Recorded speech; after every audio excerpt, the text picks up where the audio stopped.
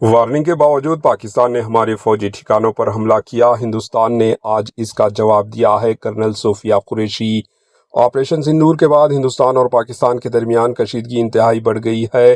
7 مئی 2025 کی دیر شب پاکستان نے ہندوستان کے فوجی ٹھکانوں کو نشانہ بنایا، جسے ناکام کر دیا گیا تھا۔ اس کے جواب میں ہندوستان نے آج صبح پاکستان کے کئی مقامات پر ایئر ڈیفنس روٹ کا نشانہ بنایا۔ اس سلسلے میں کرنل صوفیہ قریشی نے آج میڈیا کو اہم جانکاری دی۔ ایک پریس بریفنگ کے دوران انہوں نے کہا کہ ہم نے آپریشن سندور کے بعد منعقدہ پریس کانفرنس میں بتایا تھا کہ ہم نے کسی بھی فوجی ٹھکانوں کو نشانہ نہیں بنایا ہے۔ گزشتہ شب پاکستان نے ہندوستان کے کئی فوجی ٹھکانوں پر ڈرون اور میزائل سے حملہ کرنے کی کوشش کی، جسے ناکام کر دیا گیا ہے۔ اس کا ملبہ بھی برآمد ہوا ہے۔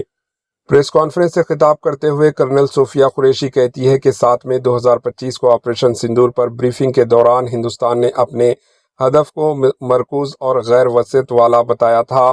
یہ بھی بتایا تھا کہ پاکستانی فوجی ٹھکانوں کو ہدف نہیں بنایا گیا تھا۔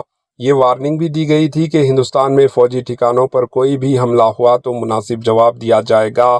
کرنل صوفیہ قریشی مزید کہتی ہے کہ 7-8 مئی 2025 کی شب پاکستان نے ڈرون اور میزائلوں سے حملہ کیا ہے، جسے ہندوستان نے ناکام کر دیا ہے۔ پاکستانی حملوں کے جواب میں ہندوستان کے ذریعے کی گئی کارروائی سے متعلق جانکاری دیتے ہوئے کرنل صوفیہ قریشی بتاتی ہے کہ آج صبح فوج نے پاکستان میں کئی مقامات پر ایئر ڈیفنس روٹ کو نشانہ بنایا۔ ہندوستان کا رد عمل پاکستان کی طرف سے یکساں علاقے میں اور یکساں رفتار کے ساتھ رہا ہے۔